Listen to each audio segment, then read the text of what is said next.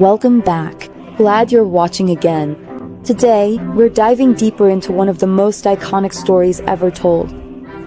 The Great Flood and a new beginning for humanity. This is the story of Noah, his family, and the ark. It all began the day God told Noah, "Go into the ark with your entire family. You are the only righteous one in this generation." God gave detailed instructions. Take 7 pairs of every clean animal and 1 pair of every unclean animal. 7 pairs of birds also had to come aboard. Why? So that life on earth could continue after the great flood.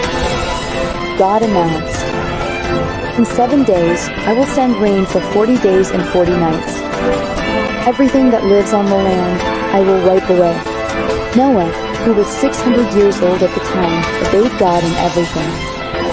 He, his wife, his sons Shem, Ham, and Japheth, and their wives, entered the ark. And just as God had commanded, the animals came to the ark in pairs.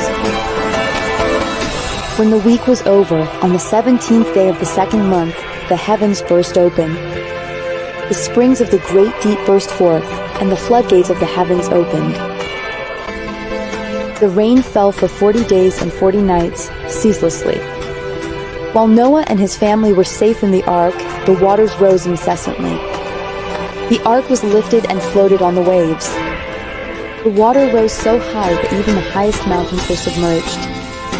Eventually, the water stood more than 7 meters above the mountaintops.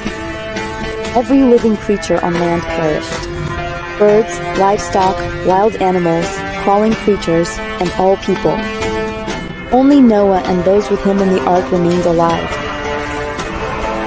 For 150 days, the water covered the earth. It was a complete reset, a world submerged. But God did not forget Noah. He sent a wind across the earth, and slowly, very slowly, the waters began to recede. The springs of the deep and the floodgates of the heavens were closed. The rain stopped. After 150 days, the water level truly began to recede. And on the 17th day of the 7th month, the ark came to rest on the mountains of Ararat. It took almost 3 more months before the tops of other mountains became visible. 40 days later, Noah opened the ark's window and released a raven. This flew back and forth, waiting until the earth was dry. Then he released a dove. The dove could find nowhere to land and returned. The water was still too high. Noah waited another week and released the dove again. Toward evening, she returned with a fresh olive leaf in her beak. That was the sign Noah had been waiting for. The water was receding. He waited another week, released the dove for the 3rd time, and this time she did not return. When Noah was 601 years old, on the 1st day of the 1st month, he opened the ark's roof and looked out. The earth's surface was dry. Yet he waited almost 2 more months until the earth was completely dry. Then God spoke, "Leave the ark, you and your family. Release all the animals so they can multiply and fill the earth again." And so Noah and his family and all the animals left the ark. The first thing Noah did was build an altar for the Lord. He offered sacrifices of clean animals and birds.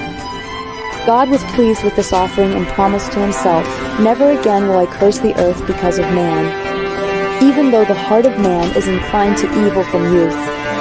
As long as the earth exists, seedtime and harvest, cold and heat, summer and winter, day and night will never cease." This was a promise of stability and continuity for the new world. God blessed Noah and his sons and said, "Be fruitful and multiply and fill the earth." He gave them power over all animals and allowed them to eat meat in addition to plants. But there was one important rule: do not eat meat with its blood still in it, for in the blood is life. And God instituted a law against murder, for man is made in the image of God. Then God made a covenant with Noah, his descendants, and all living creatures. Never again will all life be destroyed by a flood, he promised. This is the sign of my covenant. I place my bow in the clouds. When the rainbow appears, I will remember my eternal promise. The rainbow, a beautiful natural phenomenon, thus serves as the symbol of God's faithfulness and grace.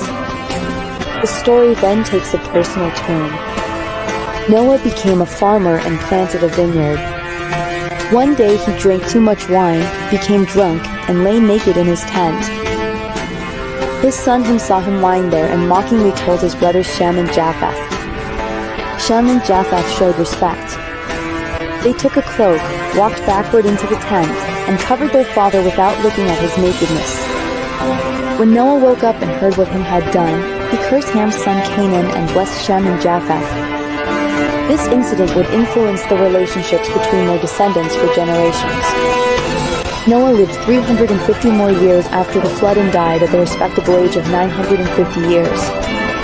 From Noah's 3 sons, Shem, Ham, and Japheth, all the peoples of the earth originated.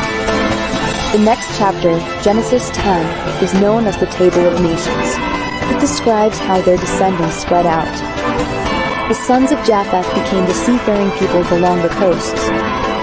But from Ham came peoples such as the Egyptians and Canaanites. One of his descendants was Nimrod, a mighty hunter and the first great ruler on earth. He founded cities like Babel and Nineveh. From Shem, the oldest brother, came Abraham's ancestors, among others, through his descendant Eber. This chapter provides a fascinating overview of how the world, as the ancient Israelites knew it, became populated. Each people, with its own land and language, traces its origin back to Noah's 3 sons.